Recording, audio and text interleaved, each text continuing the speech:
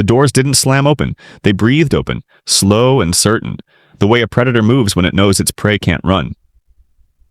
Minji heard them before she saw them. The creak of old hinges, the shift in air pressure, the sudden drop in the string quartet's melody like someone had cut the violinist's hand.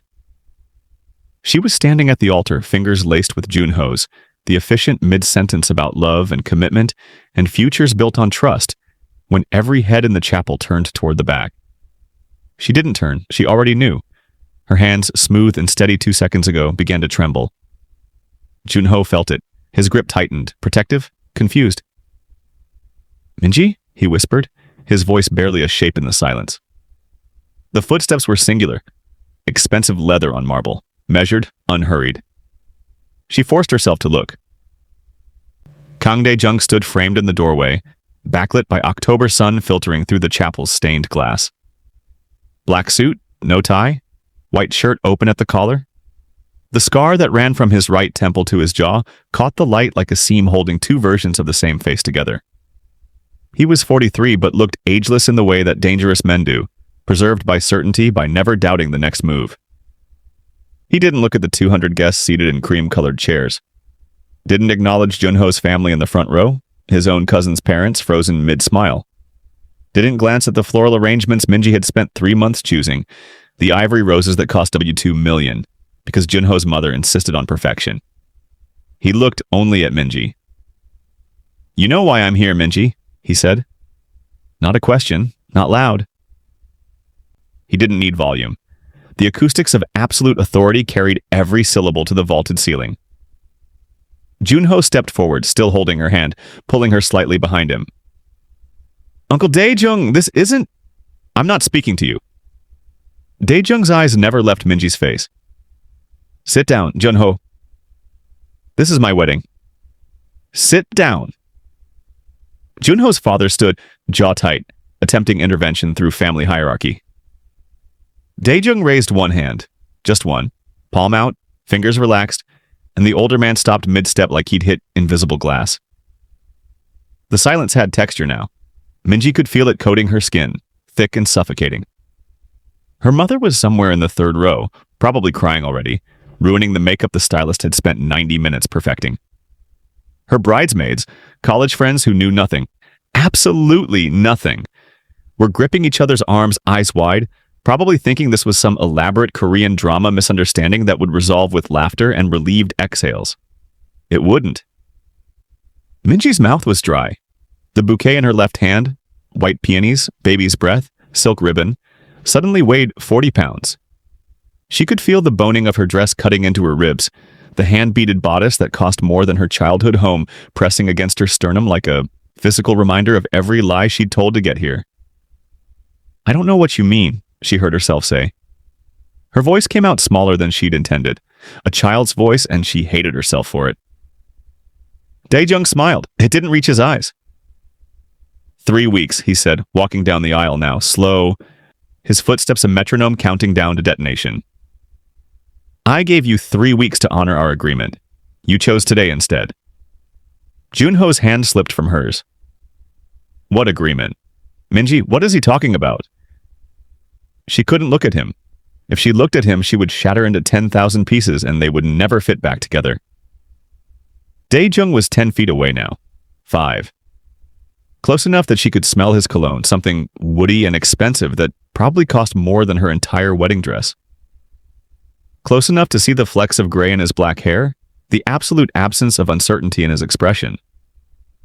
"Should I tell him?" Dae-jung asked, voice almost gentle now, the way a doctor might ask a patient if they want the diagnosis quickly or slowly.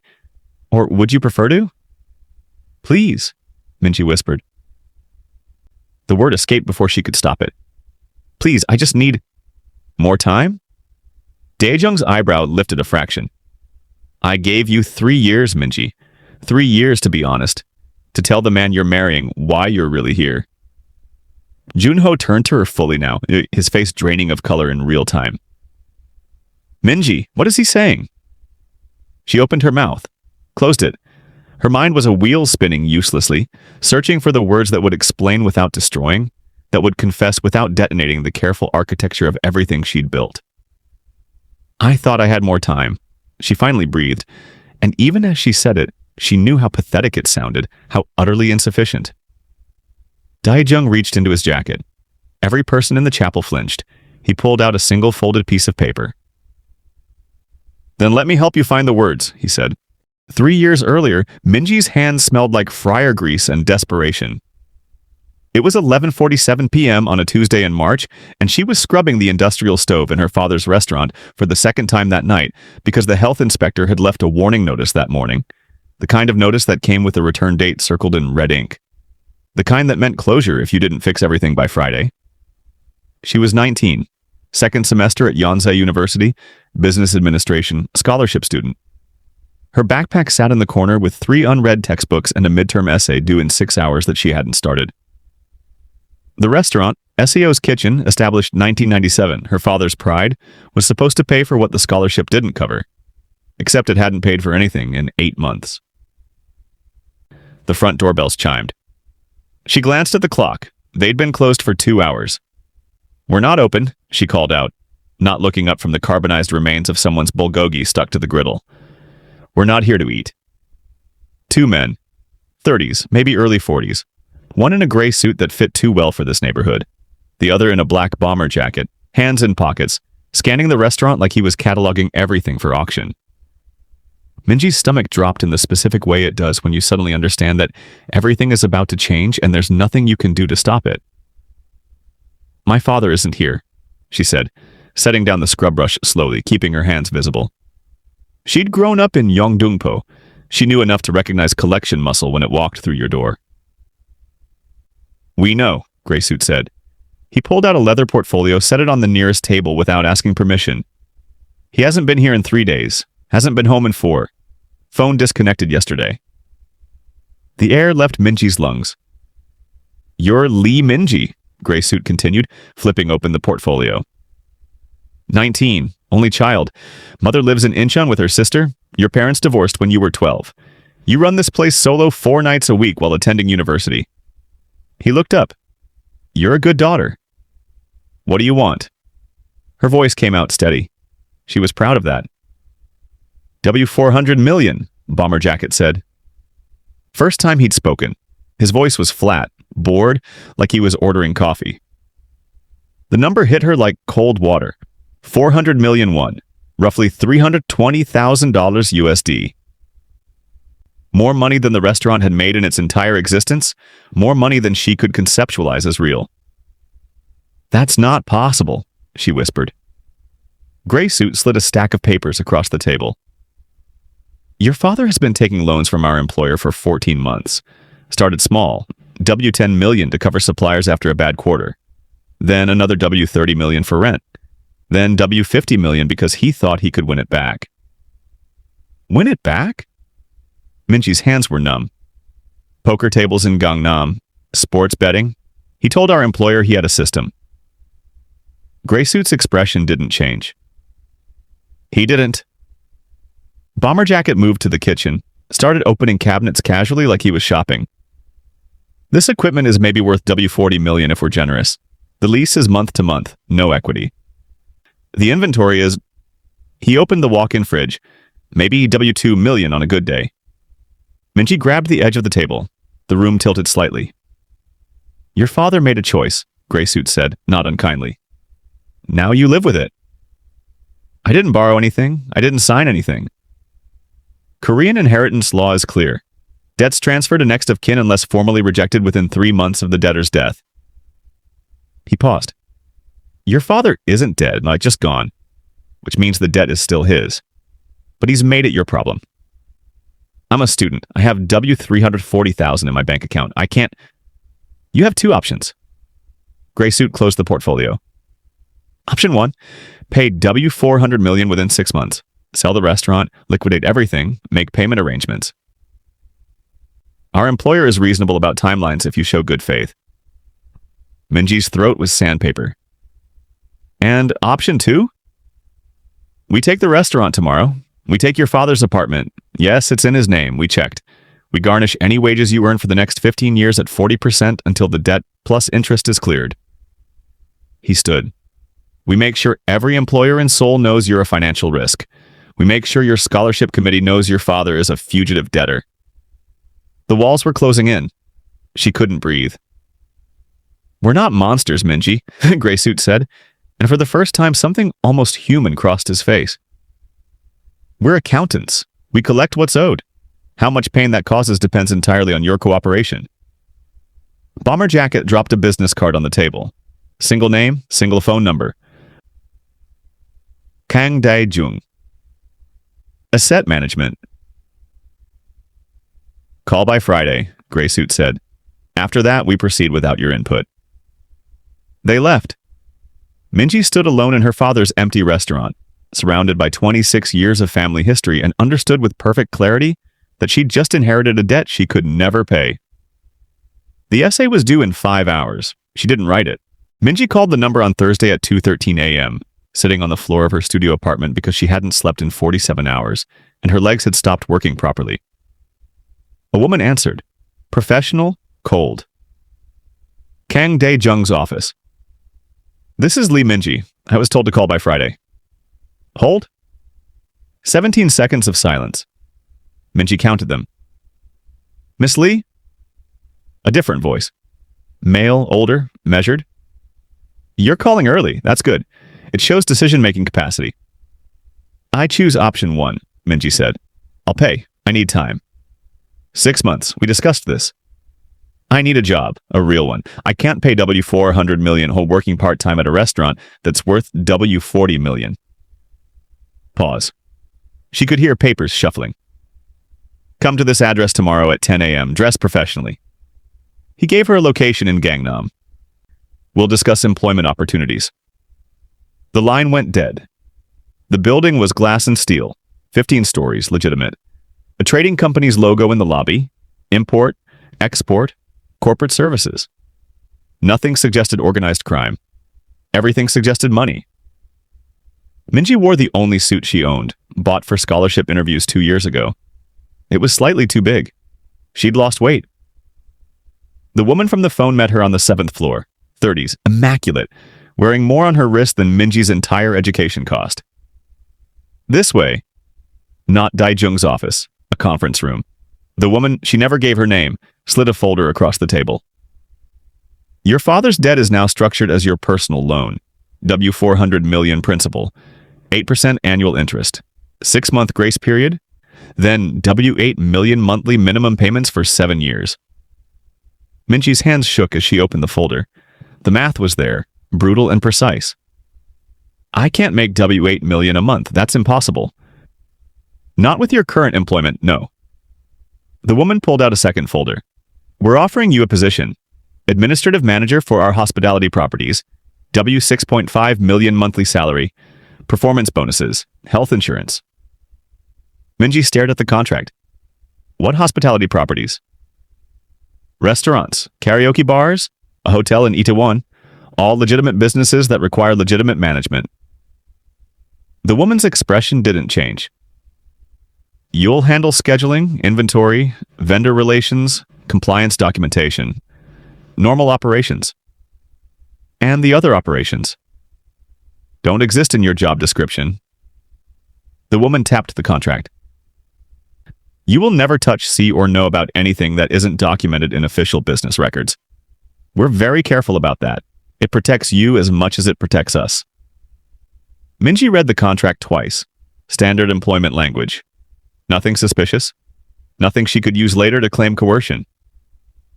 If I say no, option 2 proceeds tomorrow morning. She signed.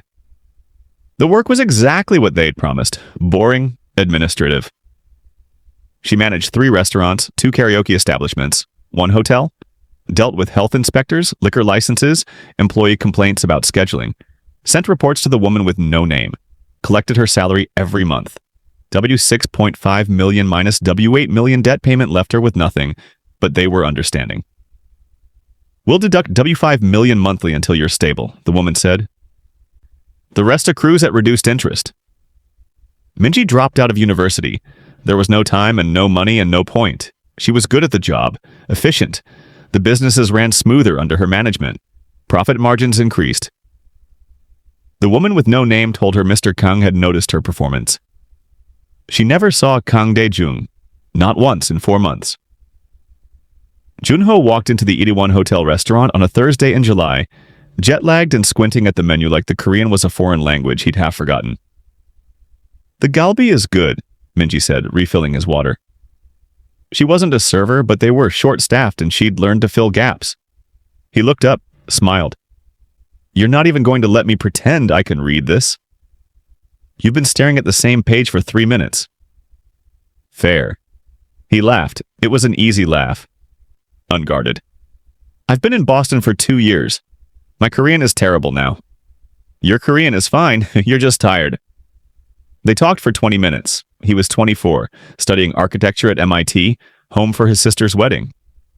Family obligation visit. He hated these trips, too formal, too many expectations, everyone asking when he'd come back permanently and take over the family business. "What business?" Minji asked. "Import, export, trading, boring corporate stuff." He waved dismissively. "I just want to design buildings." He came back the next day and the day after. Always sat at the same table, always ordered whatever she recommended, always stayed until closing talking about Boston snow and Seoul traffic, and how strange it felt to be caught between 2 countries. On the 4th visit, he asked for her number. On the 8th, he kissed her outside the restaurant at midnight, tasting like soju and possibility. On the 12th, he said, "I'm extending my trip. I think I'm supposed to meet you." Minji smiled and felt nothing except the mathematics of opportunity calculating themselves in the back of her mind. She never asked about his family name. She already knew it. 6 months into seeing Junho, Minji stopped sleeping through the night. Not because of guilt. Guilt was a luxury she'd carefully packaged and buried somewhere she couldn't access it. She stopped sleeping because the numbers wouldn't stop running through her head.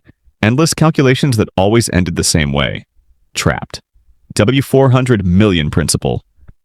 W127 million in accrued interest over 18 months. W527 million total. She'd paid W90 million so far. At her current rate, she'd be 41 years old when the debt cleared. 41 years old and she'd have nothing. No education, no career, no life that wasn't built on the foundation of her father's mistakes. Unless... She kept a notebook in her apartment, hidden in the bathroom ceiling tiles. Just numbers, calculations, scenarios. Scenario A, run, disappear like her father. New identity, new city, maybe China or Southeast Asia. Success probability, 12%. Organizations like Dae-jung's had reach, and she'd be running forever. Scenario B, bankruptcy. Legal protection. Success probability, 3%. Korean law didn't protect debtors the way American law did, and they'd made sure the debt was personal, not corporate.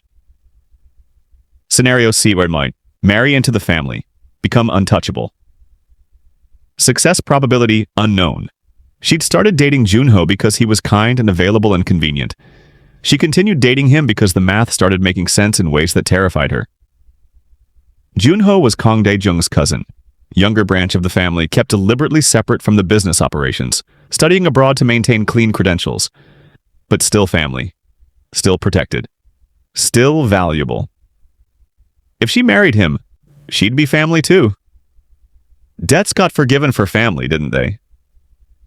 "My mother wants to meet you," Junho said one morning in December, stretched across her apartment floor sketching building designs that would never get built. "She's seen your picture on my phone about 40 times. She thinks I'm getting serious." Minji's coffee went cold in her hand. "Are you getting serious?" He looked up, genuine surprise on his face. "Aren't you?" 8 months. He'd delayed his return to Boston twice. Started talking about transferring to Seoul National University, finishing his degree here. Introduced her to friends as my girlfriend, with the kind of casual certainty that suggested permanence. She'd never introduced him to anyone. She had no one left to introduce. "I am," she said, and it wasn't entirely a lie. He was good. He was safe. He made her laugh sometimes, made her forget sometimes, made her feel like the girl she'd been 3 years ago before her father disappeared, and left her holding the invoice for his destruction. "Then meet her, next Sunday. Family dinner." He grinned. "Fair warning, she's going to judge everything. Your clothes, your posture, your chopstick technique. It's exhausting, but unavoidable." "Will your uncle be there?" Minji kept her voice casual. The one you mentioned? The family business one? Daijung? God, I hope not. He makes everything uncomfortable, just stares at people like he's calculating their net worth. Junho shrugged. But probably not. He skips most family things. Daejung was there. He sat at the head of the table in Junho's parents' Gangnam apartment, wearing a black sweater that probably cost more than Minji earned in 3 months. He'd acknowledged her with a single nod when Junho made introductions, his face revealing nothing, and then said nothing else for 2 hours. But she felt his eyes. Constant. Measuring. Junho's mother loved her. Complimented her respectfulness, her traditional manners, asked about her family with the kind of polite interest that didn't expect detailed answers. Junho's father talked about architecture and asked Junho about MIT and mostly ignored Minji in the benign way that meant acceptance. Daejung ate in silence. After dinner, while Junho helped his mother in the kitchen, Daejung stood on the balcony smoking. Minji found him there, unintentional. She'd gone looking for the bathroom. Miss Lee. He didn't turn around. You're dating my cousin. Yes. He doesn't know who you are, what you are. Her blood went ice cold. I'm his girlfriend. You're my employee. You manage 3 of my properties. You owe me $437 million. He turned now, smoke curling from his mouth. Did you think I wouldn't notice? Or did you think I wouldn't care? I didn't plan this. Yes, you did. He stubbed out the cigarette. You're smart, Minji. You saw an exit strategy and you took it. I respect that, but you're miscalculating. I love him. The words came out automatically, defensive. Maybe you do, maybe you don't. It doesn't matter. Daejung stepped closer. Junho proposes to you. When? 3 months? 4? And you think the debt disappears. You think family protection covers you. Doesn't it? He smiled. It was the most terrifying thing she'd ever seen. Come to my office Monday, 9 a.m. We need to discuss your career trajectory. He walked past her back into the apartment, leaving her alone on the balcony with Seoul glittering below like a circuit board of trapped light. Junho proposed 6 weeks later on a bridge in Namsan Park, ring box shaking in his freezing hands. Minji said yes and felt the trapdoor open beneath her feet. The office was on the 18th floor of a building Minji had never been to before. Not the usual Gangnam headquarters. Somewhere in Yongsan Industrial District, the kind of place where legitimate business and everything else blurred into the same gray concrete. The woman with no name wasn't there. Just a man in his 50s, silent, who gestured Minji toward a closed door and then disappeared. She knocked. Come in. Daejung sat behind a desk made of dark wood that looked like it had been carved from a single tree. The room smelled like leather and old paper. Floor-to-ceiling windows showed the Han River, colorless under February clouds. Sit, he said. Minji sat. Her hands were sweating inside her coat pockets. She'd worn the engagement ring, princess cut, platinum, W8 million, that Junho had saved for a year to buy. It felt like evidence. Daejung looked at it, said nothing about it. You're getting married in 4 months, he said instead. May 14th, the Shilla Hotel. Guest list of 200. Your fiancé's parents are paying for everything because you told them your family situation was complicated. How do you... I know everything, Minji. That's how this works. He opened a folder. You've made 93 payments over 22 months. Total $110 million. You've never been late. You've improved profit margins at all 3 restaurants by an average of 18%. You're a good employee. Thank you. She didn't know what else to say. You're also a liar and a strategist, also useful qualities. He slid the folder across the desk. Your father didn't just borrow money. Minji's stomach dropped. He was skimming for 2 years before he started taking loans. Small amounts at first, W2 million here, W3 million there from the restaurant accounts he managed for us. He thought I wouldn't notice because the businesses were profitable and the discrepancies were minor. Daejung's voice was perfectly calm, recounting facts. By the time he ran, he'd taken W380 million from my operations. The room tilted. You said the debt was W400 million? I lied. He pulled out another document. The gambling debts were W20 million. I covered them to avoid complications. The real debt, the theft, was W380 million. Plus, I had to pay back my own partner's W420 million to explain the shortfall without admitting one of my managers had been stealing for 2 years under my watch. The numbers swam. That's W800 million. Yes. You told me. You made me sign a contract for W400 million. Because I'm not unreasonable. Daejung leaned back. You didn't steal from me. Your father did. I gave you half the actual debt because I believe in proportional responsibility. You got to keep your life, your opportunities. All you had to do was pay honestly and work diligently. Minji's throat was closing. I have been... And then you decided to fuck my cousin. The vulgarity hit like a slap. Daejung never raised his voice. Never had to. You thought marrying Junho would erase what your father took from me. You thought becoming family would make you untouchable. He stood, walked to the window. Let me be clear, it doesn't. Family makes the betrayal worse, not better. I love him. Stop. He turned. I don't care if you love him. Maybe you do. People are capable of loving someone and using them simultaneously. What I care about is that you looked at my family as a solution to your problem, instead of dealing with your problem honestly. Minji's hands were shaking. What do you want? The full debt. You owe 800 million. You have until May 14th. The air left her lungs. That's impossible. I can't. 4 months. There's no way. Then you have a choice. Daejung sat on the edge of his desk, close enough that she could see the scar tissue on his jaw, the absolute absence of sympathy in his eyes. Option 1. Bring me W800 million by your wedding day. We settle accounts. You marry Junho with a clear conscience. I say nothing. I don't have access to that kind of... Option 2. I tell Junho everything the morning of your wedding, who you are, what you owe. Why you're really marrying him. I show him the contracts, the payment records, the timeline of when you started dating him versus when your debt repayment started. I let him make his own decision about whether you're worth forgiving. Tears blurred her vision. Please. Option 3. I tell him after the wedding. Let you have your day, your honeymoon. 6 months of happiness. Then I destroy his trust in you slowly, completely, so he understands what it feels like to build a life on someone else's lies. Daejung's voice was almost gentle now, which made it worse. Which option causes him the least pain, Minji? I genuinely don't know. That's why I'm giving you the choice. This is cruel. Your father stole W800 million from people who trusted him. You're stealing a future from my family. Don't talk to me about cruelty. He handed her the folder. You have until your wedding day, 4 months. Bring me the money or I bring Junho the truth. She took the folder with numb fingers.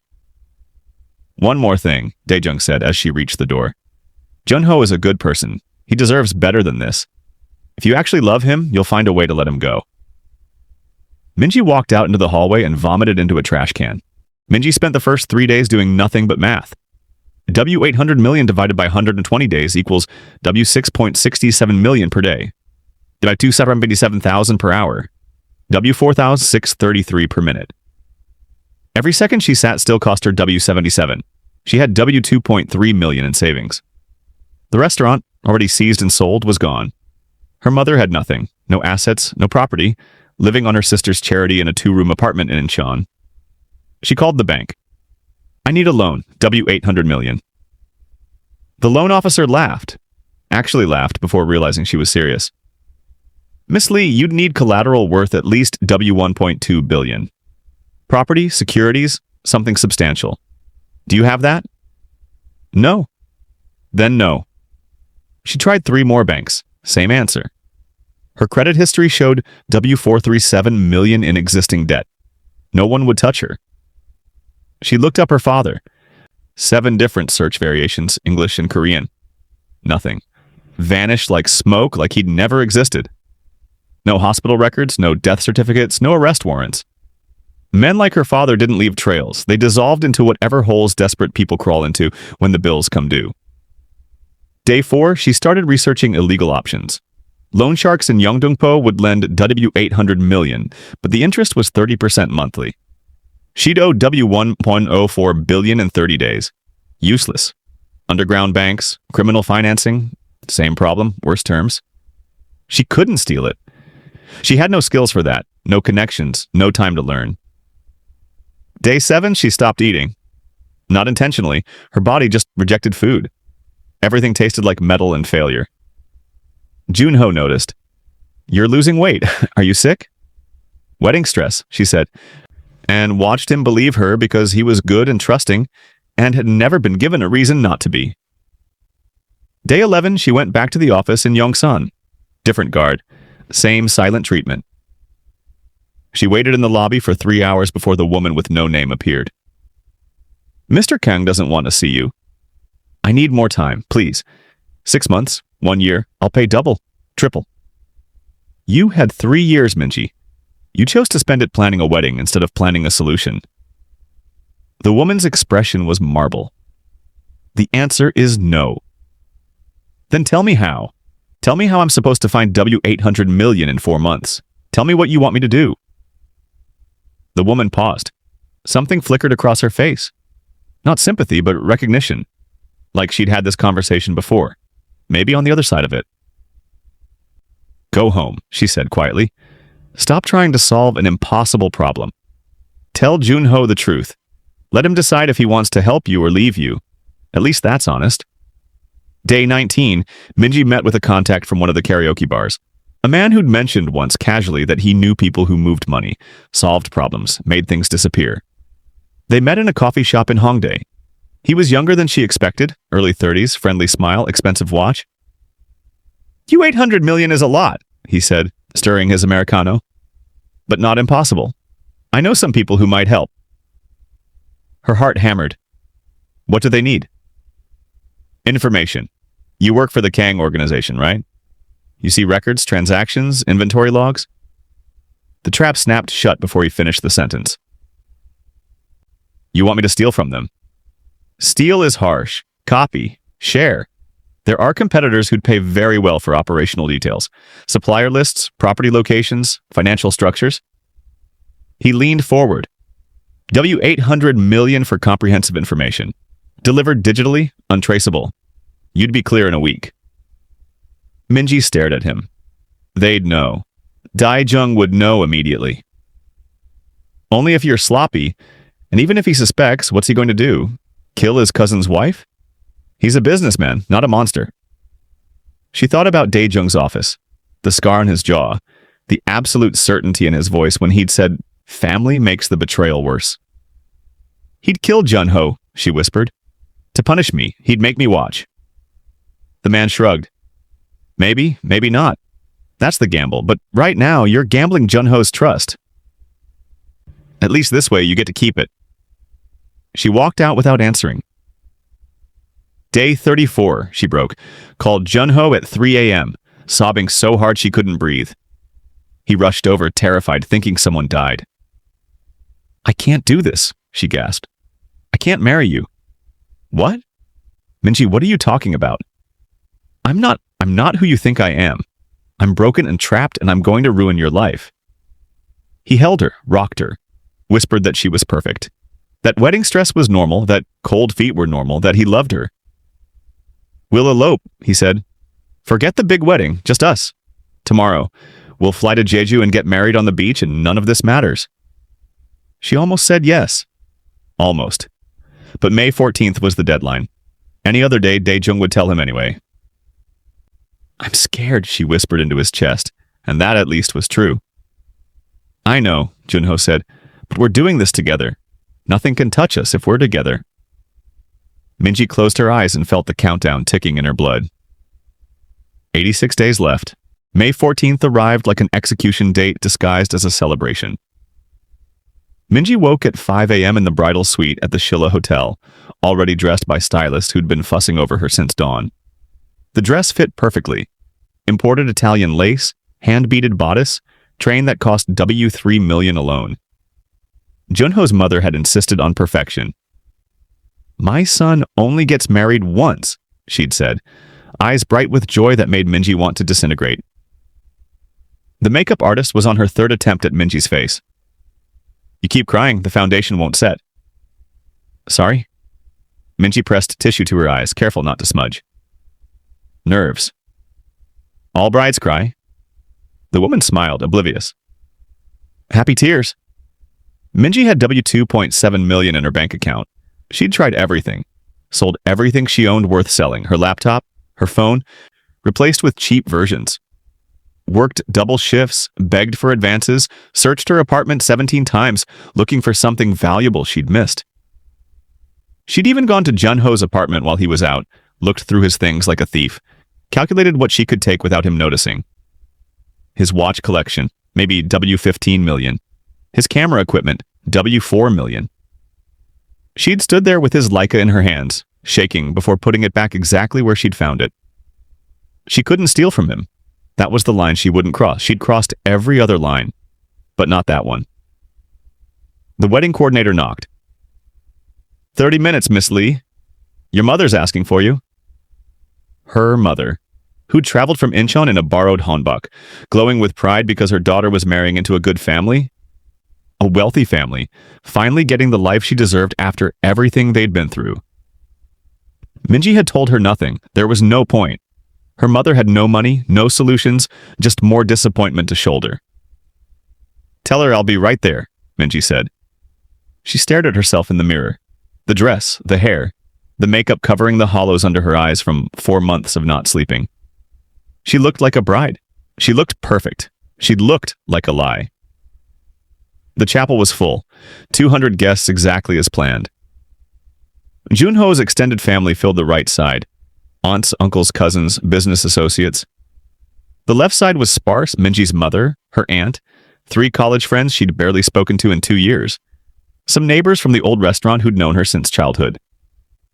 She stood in the back hallway, bouquet trembling in her hands, listening to the string quartet play Pachelbel like every wedding in the history of weddings. The coordinator touched her elbow. Ready? No. Yes. The doors opened. Everyone stood. Junho waited at the altar in a navy suit, eyes bright, smile wide, looking at her like she was everything he'd ever wanted. His parents sat in the front row, beaming. His mother dabbed her eyes with a handkerchief. Minji walked down the aisle, counting steps. 37 steps to destroy a good man's life. 36. 35.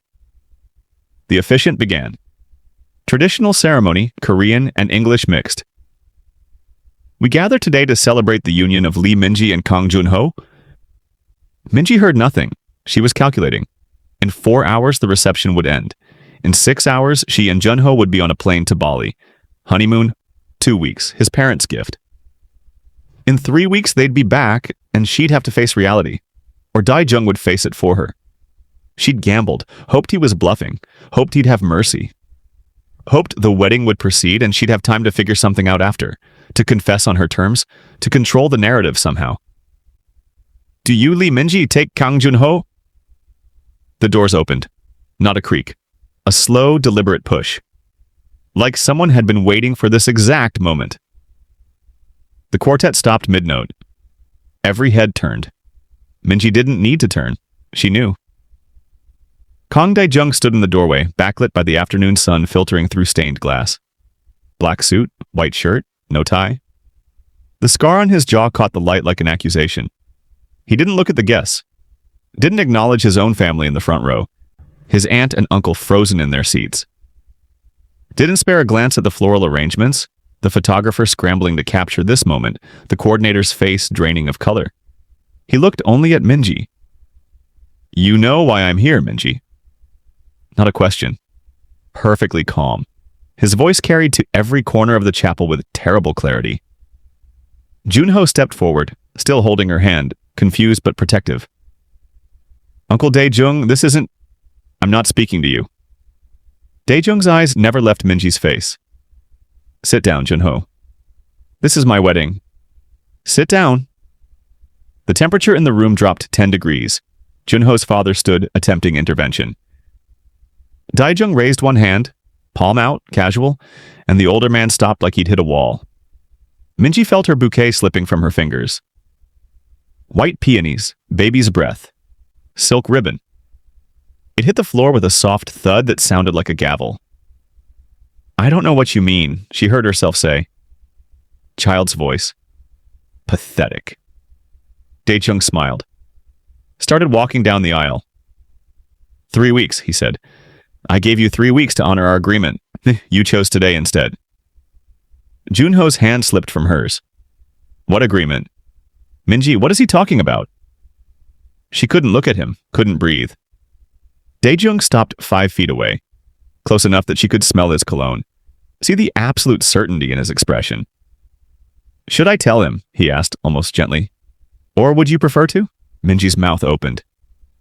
Nothing came out. 200 people stared.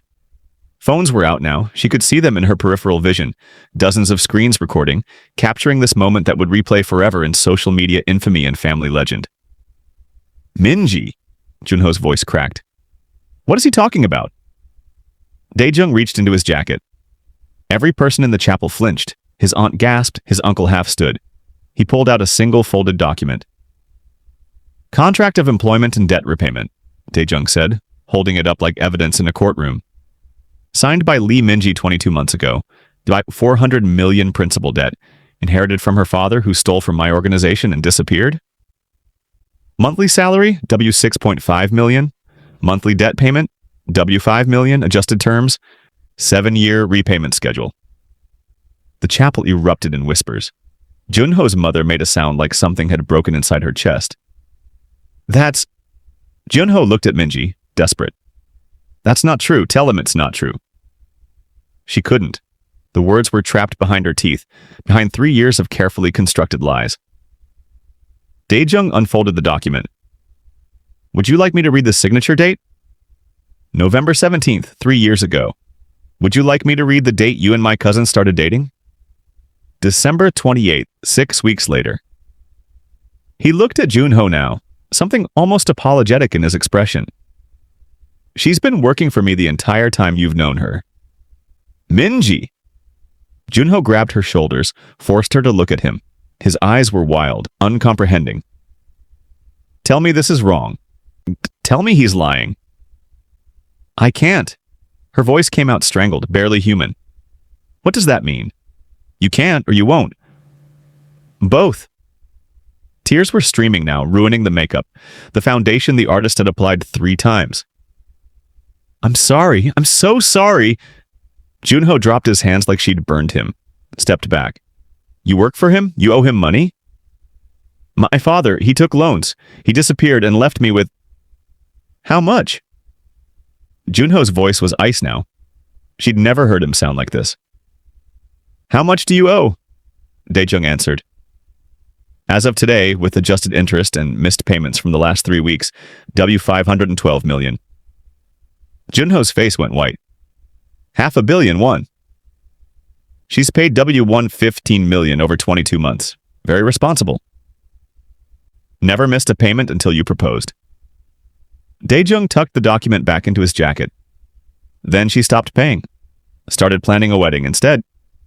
Started gambling that marrying you would make the debt disappear. "No." Minji reached for Junho. He jerked away like her touch was poison. "That's not... I didn't... You used me." Junho's voice shook. "You saw me and you saw a way out and you... I love you." "Don't!" He pointed at her, hand trembling. "Don't say that word. Don't you fucking dare." His mother was crying openly now. His father sat stone-faced, jaw clenched so tight Minji could see the muscle jumping. The guests were a sea of shocked faces, phones still recording, witnessing the destruction in real time.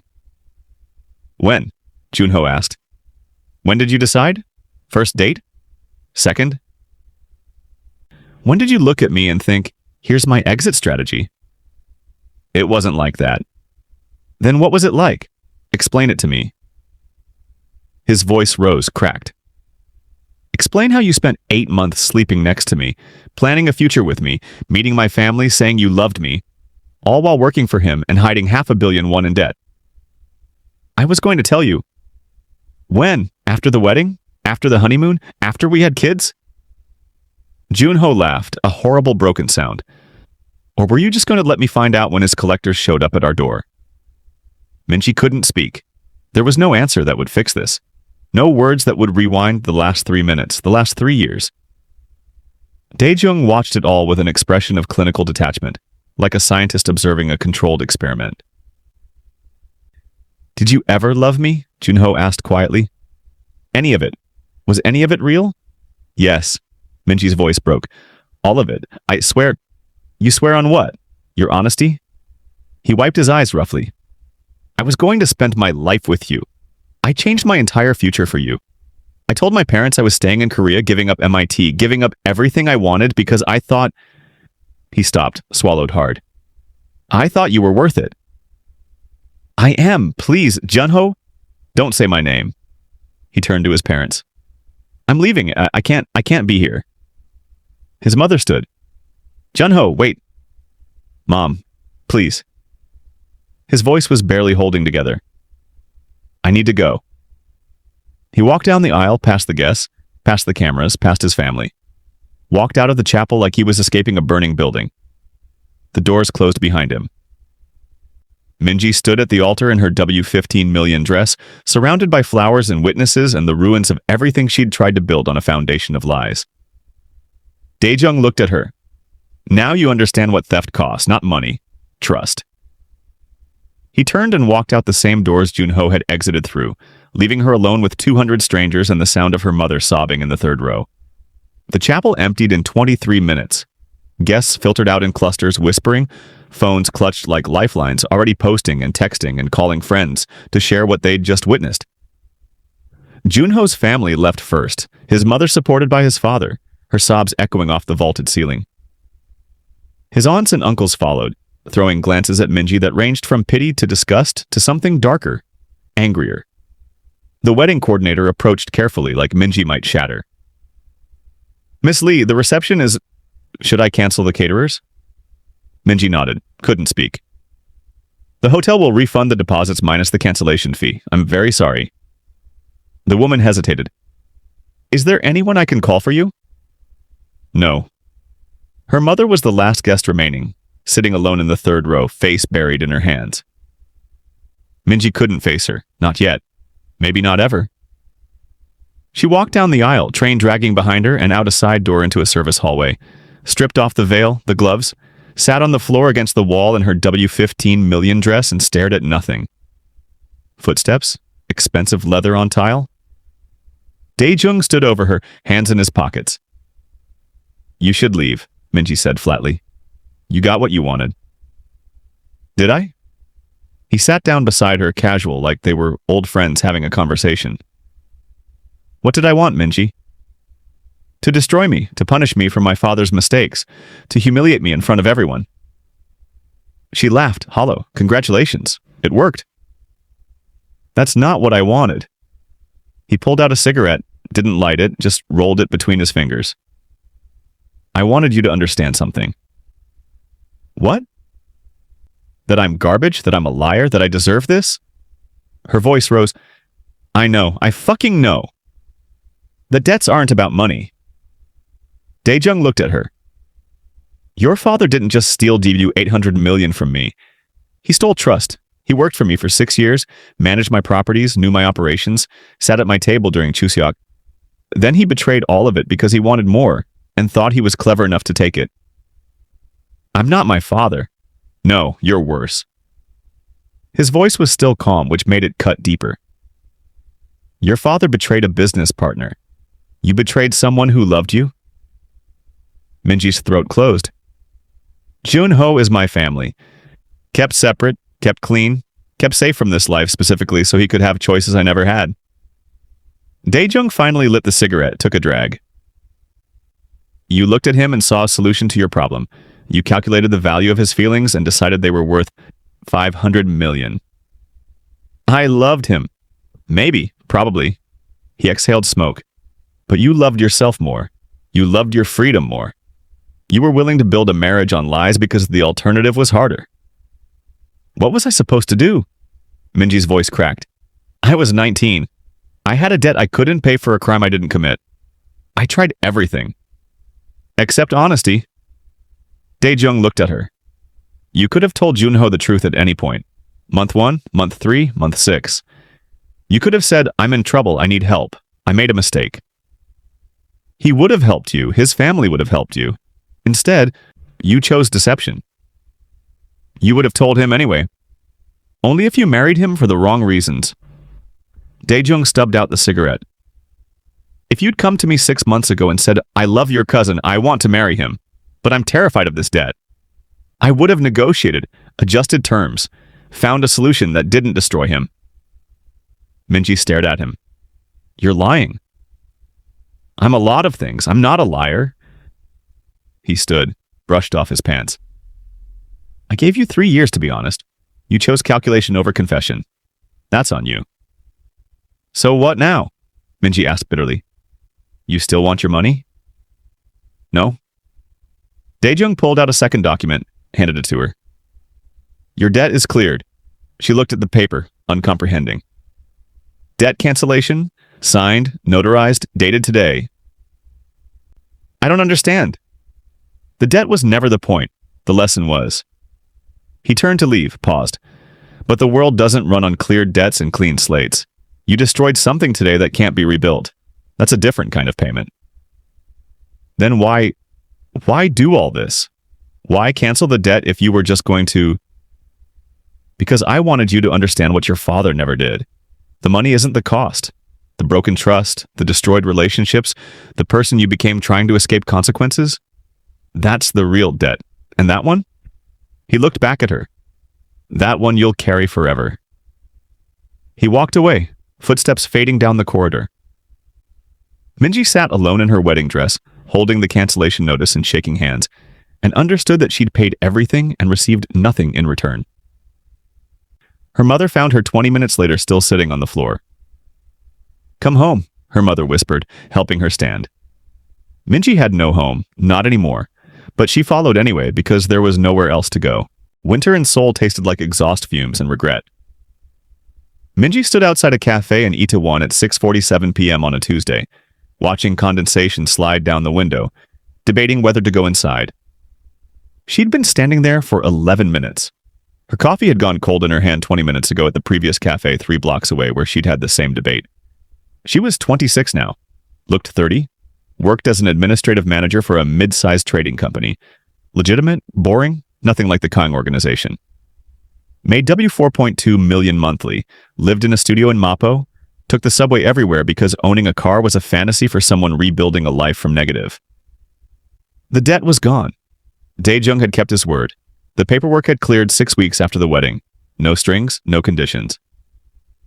She'd checked with 3 lawyers to make sure it wasn't a trap. It wasn't. He'd simply erased W512 million like it had never existed. The lesson apparently was worth more than the money. She saw Junho through the cafe window before he saw her. He sat at a corner table, laptop open, architectural drawings spread across the surface. Still designing buildings. Still dreaming in glass and steel and spaces that made people feel something. His hair was shorter. He wore glasses now, black frames that made him look older, more serious. He looked happy, or at least not destroyed.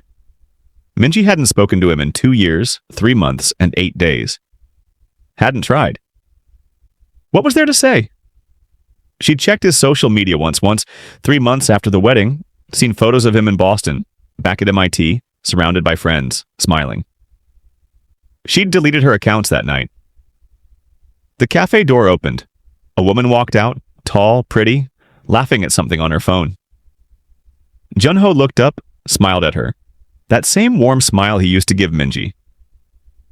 The woman kissed his cheek, said something Minji couldn't hear through the glass, walked away. Girlfriend. Probably. Maybe fiancé by now.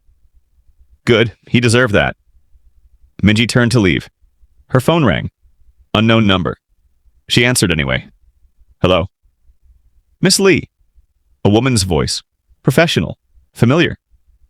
This is Busan Medical Center. You're listed as emergency contact for Lee Sang-chul. Her father's name hit like cold water. What?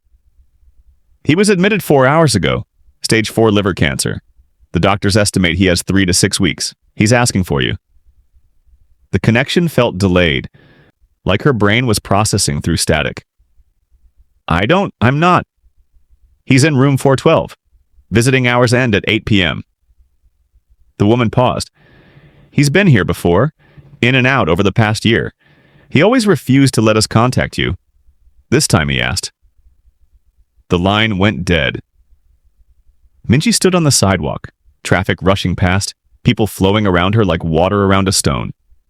Inside the cafe, Junho was packing up his laptop, checking his phone, living his life.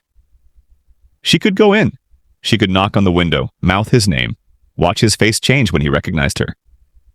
She could try to apologize, try to explain, try to rebuild something from the ruins. Or she could accept that some things, once broken, stayed broken. She walked to Seoul Station, bought a ticket to Busan. The KTX train left in 40 minutes. Her father looked like a skeleton wearing someone else's skin. He was 61, looked 80, gray, shrunken, hooked to machines that beeped softly in the dark room. His eyes opened when she entered. Minji, ya. His voice was paper thin. You came. She stood at the foot of the bed, purse clutched in both hands. They said you were dying. Yes. He tried to smile, failed. Funny, I ran so far and death found me anyway. Why did you call me? To apologize. He coughed, wet, painful. For everything. The debt, disappearing, making you pay for what I took. Minji felt nothing. No anger, no grief, no relief. Just emptiness. Okay. I heard about the wedding. Someone sent me a video. His eyes filled with tears. I destroyed you, just like I destroyed everything else. Yes. She didn't soften it. You did. Can you forgive me? The question hung in the air between them, unanswerable. Could you forgive someone for stealing your youth, your chance at love, your ability to trust yourself? Could you forgive debts that weren't financial but existential? I don't know, Minji said finally. Ask me again in 20 years. Her father nodded. Understood. Will you stay until... No. She turned toward the door. You made your choices. I made mine. We both have to live with them. Minji! She stopped, hand on the doorframe. Didn't turn around. The debt Daejung erased, her father whispered. Was it worth it? What you lost to escape it? Minji walked out without answering because they both already knew. Some debts you pay with money, others you pay with pieces of yourself you never get back. She took the last train to Seoul, staring at her reflection in the darkened window, carrying the weight of every choice that had led her here, and would follow her everywhere she went next.